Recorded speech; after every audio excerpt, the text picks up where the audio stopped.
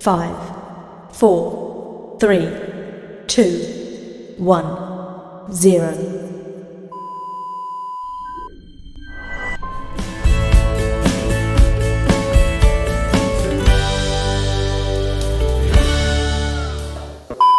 Oke, assalamualaikum warahmatullahi wabarakatuh. Ketemu lagi di channel YouTube saya, Milo Bakers. Di kesempatan kali ini saya sudah kedatangan seorang teman sesama goeser yang kali ini akan membahas seputar pengalamannya dan yang terutama adalah persiapan apa saja yang nanti tim kami lakukan sebelum ke jalur atau rute di daerah Bromo. Nah, di samping saya sudah ada goeser namanya Pak Bahtiar. Bagaimana Pak Bahtiar kabarnya hari ini? Alhamdulillah baik. Nah, baik ya. Ya. Di segmen kali ini Pak Bahtiar, jadi Ya. ada permasalahan atau sesuatu yang mungkin bisa di-share kepada viewers yang ada di rumah tentang pengalaman Pak Bahtiar dan tips atau trik bagaimana supaya lancar nanti kalau ikut goes di jalur Bromo. Nah, Ya. pertanyaan pertama tentang sudah lamakah Pak Bahtiar menjadi goeser di tim? Silakan Pak Bahtiar. Sebetulnya untuk saya itu bergabung di UMJ Cycling Jember ini, Unmu Jember Cycling ini sebetulnya baru saja terbentuk, belum hampir 1 tahun ya. Tetapi kalau secara ini Hobi? ya hobi memang saya dari dulu sekolahnya kan di desa ya. Jadi sangat jarang sekali untuk angkutan umum itu dari desa ke kecamatan itu. Sehingga dari orang tua saya itu kemudian dibelikan sepeda waktu itu. Itu SD atau SMP? Waktu SMP itu ya. Karena memang jaraknya dari rumah ke sekolah itu sangat jauh sekali Pak Milo. Mungkin hampir lebih dari 3 kilo, hampir 4 kilo, 5 kilo itu. Kemudian kebetulan sekali di saat masa usia SMP saya itu lagi trennya BMX Pak Milo. Oh gitu. Iya, Nah, BMX ya. itu. Jadi sangat tren. Tahun berapa tuh ya? Itu antara 2000-an. Ya, tahun 2000-an sampai 2004 itulah. BMX. Iya, betul. Jadi sangat tren BMX, kemudian dengan orang tua saya itu dibelikan sepeda BMX itu. Kemudian waktu itu juga lagi tren modifikasi BMX itu. Sempat mengalami modifikasi? Iya, betul. Oh, kayak dulu apa kan kalau modifikasinya? BMX itu ya? BMX itu dulu kan memang standar ya untuk gear belakang itu, grup setnya itu. Nah, itu dimodifikasi yang speed 6. Karena jarak rumah itu kan tidak flat, naik turun, terus jalannya juga masih di desa saya itu masih jalur tanah bebatuan. Jadi sangat cocok lah kalau pakai modifikasi itu. Kemudian ada tambahan di depannya itu ini seperti kayak shockbreaker itu di depan itu sedikit ada tambahan dari fork itu. Gitu. Saya nggak pernah ngalami kayak gitu tuh. Oh gitu ya. Jadi dari situlah saya sangat senang. Bahkan saya juga sempat dulu dari desa Sukowiryo itu, dari rumah saya itu ke Matahari. Ke favoritnya dulu kita itu kan masa anak-anak saya itu waktu itu masih sangat senang bermain game di Matahari itu. Jadi hari Minggu. Nah betul. Jadi bersepeda sampai ke sana ke Matahari Johar itu. Belum ada PS paling ya? Ya betul. Ada cuman jarang dan mahal di waktu itu. Oh ya mahal. Iya mahalnya masih. Kemudian setelah itu saya itu SMA itu karena SMP ya? Ya SMP. SMA kemudian beralih karena ada teman itu juga sepedanya lebih besar lagi. Kalau awalnya BMX itu berubah dibelikan yang ponik, sepeda jengki. Oh, sepeda istilahnya jengki. itu. Ya. Warna biru. Nah, betul sekali ada itu. yang merah, ada yang biru. Benar, karena Berat tapi itu ya? sangat berat Full sekali. besi itu ya? Iya, betul. Sementara diri saya kan visinya kan kurang sesuai sebetulnya dengan sepeda itu gitu loh. Tapi ya karena memang kebutuhan ya. Berarti belum sempat federal ya. Nah, istilahnya federal atau apa itu dulu ya. Sepeda gunung. Iya, Belum ada betul. ya. Ada sih, cuman mahal di waktu Oh, itu. waktu itu mahal. Ya, terlalu berkelas lah. Jadi kemampuannya kita itu orang tua saya ya dibelikan sepeda ponik jengki. itu ya, biar lebih bermanfaat. Maksudnya bisa berboncengan gitu dengan teman itu. Jadi seperti itu. Kemudian setelah saya kuliah, ini vakum. Vakum sampai baru akhir-akhir ini COVID itu. Baru saya itu bersepeda. Nah, kebetulan sahabat saya ini namanya Pak Wahyu itu. Beliau itu awal mulanya ngajak saya beli frame. Ikut yuk, kemana? Ini ke toko sepeda di mana itu? Itu awal-awal COVID ya? Nah, ya betul. Di sebelum Tanggul itu kecamatan apa itu ya? Sedikit lupa saya ini. Toko sepeda lah ya pokoknya ya? Ya betul, di toko sepeda itu. Kemudian dari beli frame itu dia rakit, kemudian ngajak saya bersepeda. Akhirnya saya hanya sekedar sepeda kan gitu ya. Akhirnya saya beli merek ponik juga, tapi yang sepeda lipat. Beli bekas waktu itu. Hingga ada sampai sekarang itu. Nah, kemudian suatu ketika diajak tuh dengan Pak Wahyu, memang jalur kota, tapi kotanya ke kota minggir. Memang beberapa kali sudah bersepeda. Pakai sepeda lipat tadi? Ya, pakai sepeda lipat itu, tapi kemudian jalurnya ke kota pinggir, ke seperti Baratan itu. Nah, di sana kan treknya kan naik tuh. Nah, sebetulnya bukan medannya saya itu karena baru juga awal-awal kan. Akhirnya di sana, waduh, ini nggak kuat ditajakan itu. Akhirnya balik ke kota lagi. Seperti itu. Pak Wahyu naik apa tuh? Nah, waktu itu Pak Wahyu masih pakai D7 yang baru, keluaran terbaru 2021 itu. Tapi sudah bisalah melibas Baratan lah ya? Oh, kalau itu memang sudah treknya ya. Udah lipat sulit ya? Sangat sulit. Hanya medan untuk jalur aspal saja. Kalau itu kan ya betul. Kalau itu kan bisa masuk belusukan, jalur-jalur sawah, irigasi gitu kan. Maksudnya di irigasi itu kan ada trek-trek single biasanya itu. Nah, itu biasanya digunakan untuk bersepeda itu. Kemudian karena saya juga sempat ikut terabasan itu. Pakai lipat? Iya benar. Waduh, kalau pakai ini akhirnya ini bisa patah kata saya ini ya. Nah, untuk menghindari cedera itu terjadinya suatu kecelakaan. Kemudian teman saya ini mendorong. Kemudian saya juga ada keinginan. Akhirnya saya itu membeli sepeda juga yang mereknya apa namanya Trail itu. Nah, waktu itu sudah komunitasnya hanya berdua masih. Nah, kemudian sering kemana-mana masuk ke belusuan ke hutan-hutan yang sekitar kota ini saja, seperti halnya apa namanya di Mumbul, di Gelantangan, berdua. Ya selalu berdua ke Rembangan. Bahkan saya itu awal mulanya mau loading dari bawah ke Rembangan itu sempat semaput itu Pak. Naik ya? Jalurnya treknya naik. Ini kita itu karena masih belum punya apa namanya ini ya wadah di komunitas kita itu masih hanya awal-awal ya, jadi belum ada fasilitas. Nah, kebetulan di waktu itu ada yang mau goes di jalur Rembangan atas puncak sana. Kemudian pada akhirnya kita itu ikut stop mobil angkut itu, kemudian sampai puncak. Nah, grup yang kita tumpangi itu nggak kenal ya grupnya? Ya, nggak kenal.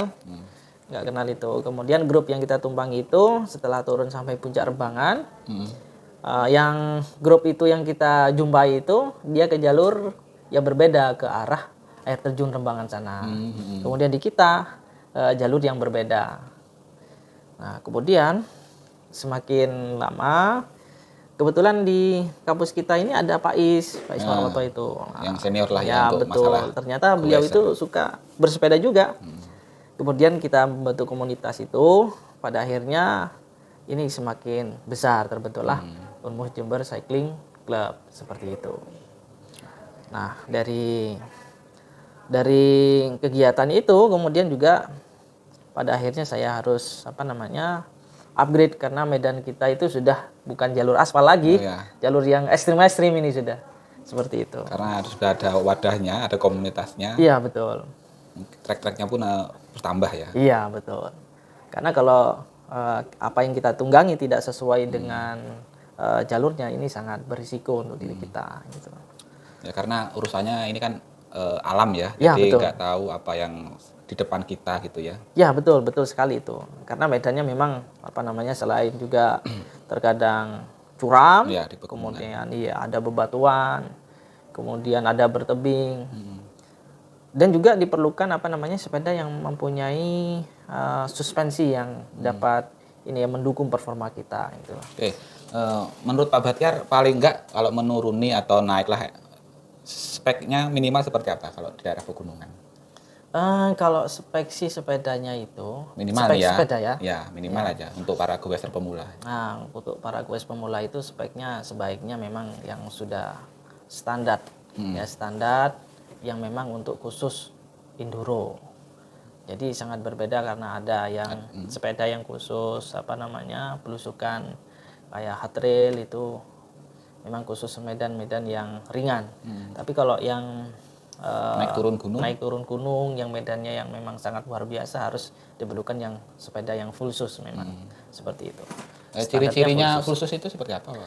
Nah, ciri-cirinya full sus itu memang fork depan itu harus mempunyai suspensi yang bagus. Kalau memang bahasa Jawanya itu kuat. garbu ya. Ya garbu. betul.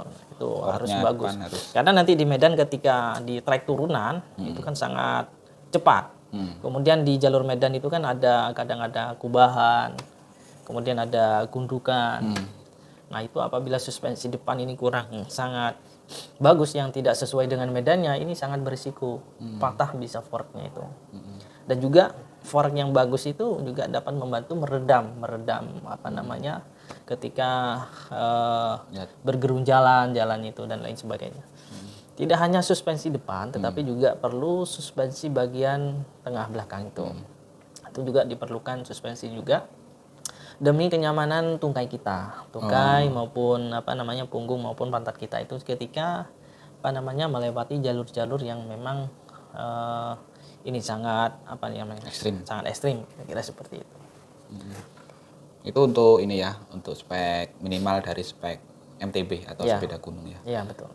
Kalau dari orangnya sendiri nih, nah untuk pemula baru pertama naik gunung atau jalur gunung itu apa yang disiapkan dari kesehatannya atau apanya? Dari ridernya nih. Ya betul. Kalau dari segi ridernya sendiri itu memang yang pertama harus ini fisiknya diperlukan ya, baik itu fisik secara bagian tungkai, kemudian bagian lengan, dan juga memang kesehatan juga sangat diperlukan. Yang terutama adalah fisik itu tadi ya harus dipersiapkan lebih awal karena medannya itu apa namanya ketika trek turun maupun trek tanjak itu sangat diperlukan kekuatan lengan maupun tungkai itu. Nah, sehingga itu nantinya akan mendukung performanya. Apabila itu nanti fisiknya kurang, wah ini sangat berbahaya. Sangat berbahaya untuk terutama turunan, menahan, bagaimana mengimbangi dan lain sebagainya. Selain kondisi fisik itu tadi, memang harus diperlukan sebuah ini makanan juga diperlukan. Ya, asupan gizi yang kita asup itu kita itu dalam menjalani trek itu seberapa jauh, berapa kilo. Nah, itu tentunya harus dipikir juga, harus dipersiapkan oleh diri kita agar nantinya di tengah jalan itu tidak kekurangan energi. Nah, oleh karenanya itu sangat dibutuhkan daya tahan. Bagaimana mengonsumsi yang sekiranya itu nanti mampu mempunyai daya tahan selain kekuatan, daya tahan dan kelincahan itu tadi. Ya, paling enggak perut harus terisi ya. Ya benar, ya sebelum benar. Paling tidak harus memenuhi yaitu tadi standar apa namanya 5 sehat. 4 sehat 5 sempurna. Ya betul sekali. Itu di sebelum berangkat lah. Ya benar sekali. Kemudian selain itu diperlukan sebuah alat pelindung diri, ya APD, alat pelindung diri. Oke, sebentar sebelum gua pelindung diri. Iya. Kan treknya panjang nih Pak Batiar. Iya. Nah, di situ kan pasti ada istirahat. Nah, mungkinkah perbekalan juga disiapkan gitu? Nah betul sekali. Selain istirahat badan, body, nah perbekalan itu perlu nggak dibawa? Ya, sangat betul sekali itu. Itu tidak boleh dilupakan itu, Pak.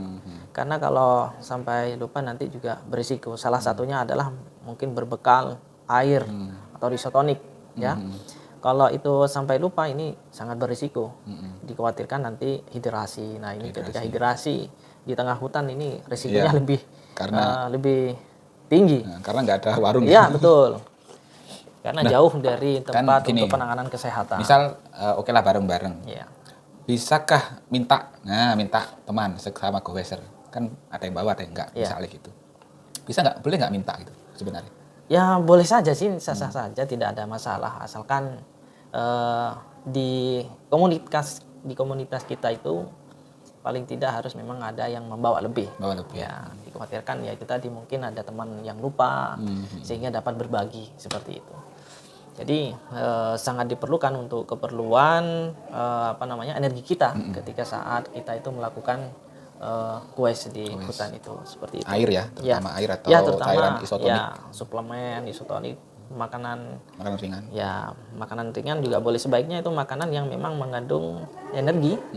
Biasa Pak Batir bawa apa kalau yang air? Terkadang saya itu lebih cenderung ini isotonik saja. Yang kalau makanan berat?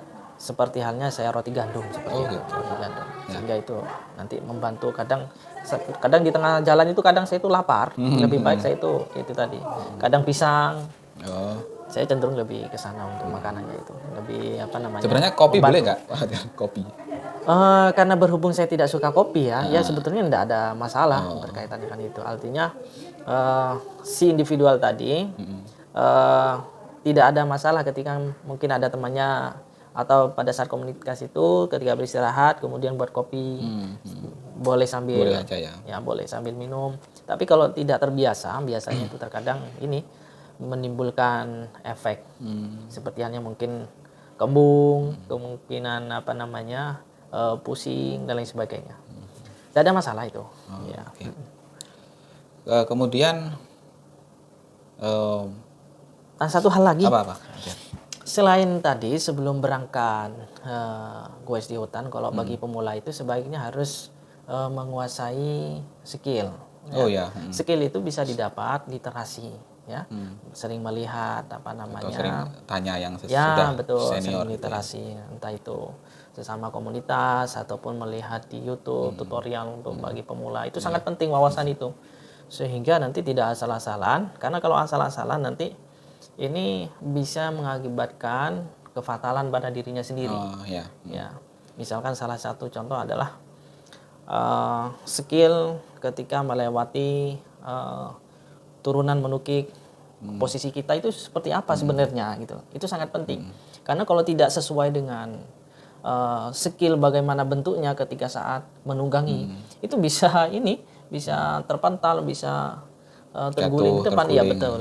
Lagi kalau samping kanan atau kirinya jurang. Nah, betul, apalagi ada jurang-jurang. Berarti paling enggak ada skill standar ya, yang paling enggak harus dilatih sebelum naik gitu ya. Ya, betul. Apa? Paling enggak skill yang harus dikuasai minimal aja. Ya, harus yang paling dikuasai adalah posisi kita itu ketika menaiki sepeda saat posisi turunan itu sangat penting. Kalau tanjakan sih mungkin ya sudah seperti biasa. Ya, karena dan itu pasti kan pelan ya. Ya, pelan. Tapi kalau di turunan posisi kaki kita, tangan kita, badan kita itu seperti apa? Karena ketika salah menunggangi ini bisa terpental, bisa terbawa arus oleh keadaan medan, putus jalan seperti itu. Posisi turunan, posisi badan saat turunan, apalagi Pak? Selain itu juga harus menguasai sepedanya. Gitu. Ya. Artinya apa itu menguasai? Menguasai sepedanya itu, yaitu seperti halnya adalah harus memahami karakter sepeda. Karena setiap pabrikan itu berbeda-beda karakternya. Ada yang liar, ada yang agresif, kemudian ada yang memang anteng, jenek, dan lain sebagainya.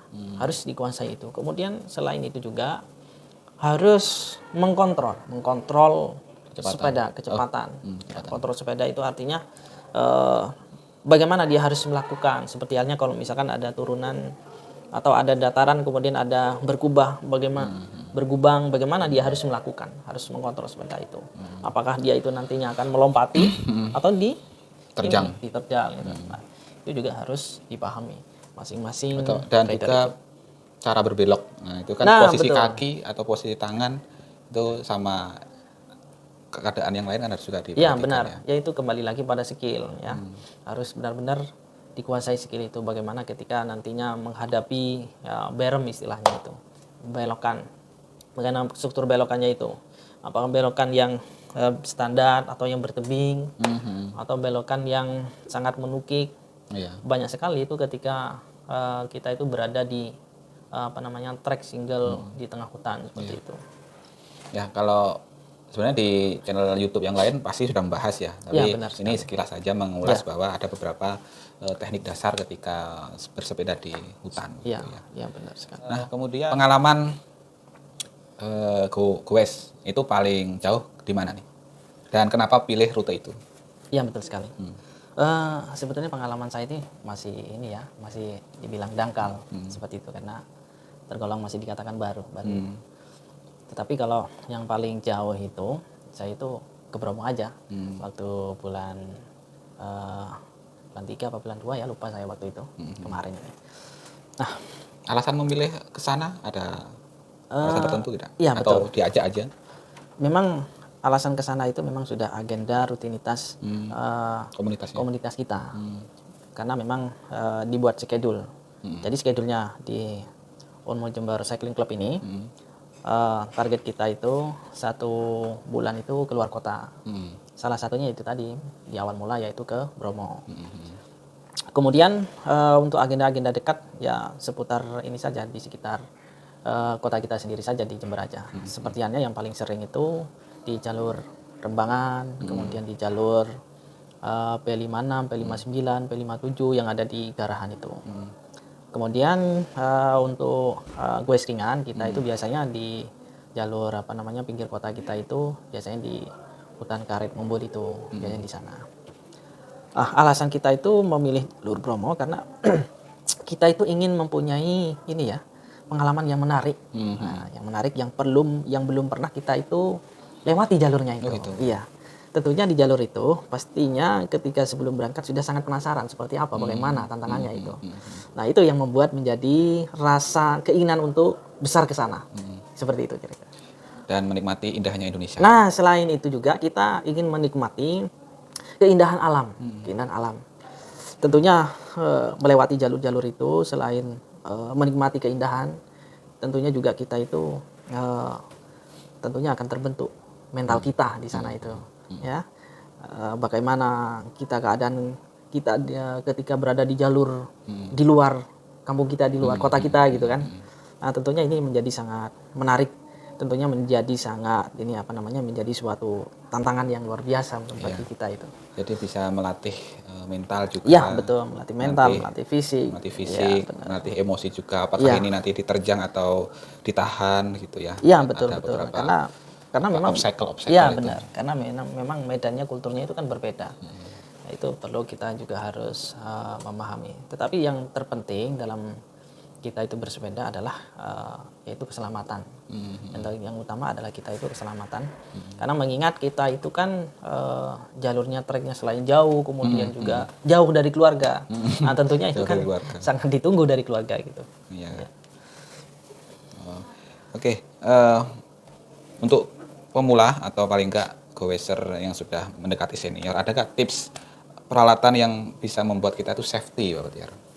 Ya benar sekali, bahwasanya kita itu karena ini merupakan bagian olahraga ekstrim ya, alat pelindung diri itu sangat penting sekali bagi kita, ya, terutama memakai helm itu harus standar. Dari atas ada helm ya? Kita mulai dari atas, kita itu harus memakai helm yang standar, karena kalau tidak memakai helm standar, tentunya ini nanti akan lebih berisiko. Untuk daerah gunung, helm yang direkomendasikan tipe apa atau jenisnya seperti apa? Karena itu jalurnya ekstrim ya. Tentunya di dalam hutan, di dalam pegunungan itu karena jalurnya curam-curam ya, di samping kanan kita itu kadang tebing jurang yang sangat dalam. Kemudian bebatuan, bersungai melewati pinggir sungai. Itu sebaiknya harus full face. Full face itu sangat perlu. Oke, Ya. nanti saya tampilkan gambar Iya. yang full face untuk MTB. Iya betul itu. Sebaiknya Oke, memang full pertama face. ada helm yang full face. Full face ya. Terus Tapi kalau memang itu tidak ada ya harus standar nasional Indonesia itu. paling nggak harus ada pelindung kepala Ya, ya. paling Jangan tidak harus nggak ada. Ya, jangan sampai tidak ada itu sangat fatal itu nantinya itu. Karena ketika kita itu jatuh, apalagi kepala ini merupakan sumber utama Organ vital lah ya. organ vital kita. Karena sedikit saja ini berbenturan sangat fatal kan gitu. Apalagi kita ini berada di tengah gunung, tengah hutan, jauh dari tempat rumah sehat, rumah sakit gitu ya. Puskesmas, ada itu ya. Tentunya juga untuk melakukan evakuasi. Atau pencegahan lah ya. Nah, salah satunya untuk mencegah Pakai itu helm. sebaiknya memang harus yang sesuai dengan standar seperti itu. Ya, Nah, itu dari kepala, apa? safety kepala. Ya, untuk gunung ya helm, Ya. untuk yang gunung, untuk yang road bike ya road bike. Ya, gitu betul sekali. Itu helm. Terus ada lagi Pak Fajar? Kemudian ada yaitu harus memakai pelindung mata, kacamata, ya. Nah, memang yang digunakan itu harus sesuai yang untuk untuk olahraga bersepeda. Kalau yang bermin atau yang kurang ini penglihatannya harus menyesuaikan yang sport seperti itu. Karena di Medan itu tadi terkadang itu kita melewati pohon kopi yang sangat rendah, terkadang kita itu kena daunnya, ranting. Selain itu juga kadang lumpur bercipratan, kadang debu ketika kemarau. Itu jadi sangat penting sekali untuk pelindung mata itu. Kemudian kalau bergeser ke bawah itu ada body protector ya, memang pelindung untuk badan. Sebaiknya memang menggunakan itu. Karena ketika jatuh pasti juga badan ini salah satu untuk menopang seluruh organ yang ada dalam tubuh. Tentunya itu sangat diperlukan. Kemudian pelindung pelindung tangan yang mulai dari siku, kemudian sarung tangan itu sangat diperlukan. Kemudian geser ke bawah itu namanya padding. Padding itu salah satunya untuk melindungi kemaluan kita, ya pantat kita ketika itu duduk di saddle kita atau seat post kita. Ya karena tergolong tipis dan agak keras lah ya. Ya benar sekali, apalagi treknya jauh. Ya. Jadi jangan sampai kita itu gara-gara nggak pakai pelindung itu nantinya mungkin terkena ambeian dan lain sebagainya. Itu bisa ya kena ambeian. Bisa saja. Ya itu tadi karena sangat panas gitu kan ya. Kita selalu di jalur panjang itu duduk di seat post itu. Ya. Duduk kalau landai nggak apa-apa, tapi duduknya kan goyang-goyang terus ya. Betul. Apalagi yang tidak bersuspensi sepedanya, waduh itu sangat berisiko, bisa-bisa bisa-bisa prostat itu. Oleh karena itu malah sehat tapi malah sakit. Nah, benar sekali. Ini gowes malah memang sakit. Memang harus menggunakan itu. Selain itu juga ada pelindung paha, kemudian pelindung lutut, kemudian pelindung betis. Ini sangat penting. Jangan diabaikan dikarenakan tulang kita keras gitu ya. Tulang kering ya? Iya benar. Tulang kita keras gitu nggak apa-apa, tetapi kalau kita jangan apalagi kita crash berbenturan dengan benda yang keras ini kan bisa jadi fatal gitu kan. Kemudian ke bawah yang tidak kalah penting lagi harus menggunakan bersepatu. Ya, sepatu. Bersandal lah ya. Ya, jangan sampai bersandal gitu. Apalagi nggak pakai apa. Ya, itu nantinya akan menyiksa diri kita sendiri dan menyiksa tim. Nah, betul. Harus pakai sepatu. Kalau jersey atau baju atas atau bawahan? Memang kalau berkaitan dengan baju yang kita gunakan memang harus yang berolahraga. Jangan sampai yang tidak berolahraga, di mana kain olahraga memang sudah didesain untuk menyerap keringat kita. Terkadang ada yang memakai yang asal-asalan pakai baju kaos gitu tidak standar ya, tidak menggunakan baju sport atau baju olahraga. Justru itu nantinya mempunyai dampak seperti halnya tidak cepat kering, itu ke badan kita itu bisa cepat cepat lelah ya kan, karena nggak nyaman. Ya betul. Rasa kemudian gerak kita itu juga terbatas. Oleh karenanya itu sangat penting untuk baju kita, celana kita itu yang memang sebaiknya menggunakan yang sudah didesain untuk jersey yang berolahraga itu tadi, jersey yang. Matur nuwun, Bu. Oke. Jadi harus menggunakan kalau celana apa ya? Itu kan atasan ya. Nah, kalau yang bawahan? Kalau bawahan sebaiknya memang menggunakan yang standar untuk bersepeda juga. Panjang apa pendek? Sebaiknya panjang. Memang ada desain yang suka yang pendek. Tapi sebaiknya kalau di jalur trek itu tadi masuk gunung, kemudian masuk hutan, kita melewati itu sebaiknya menggunakan yang celana.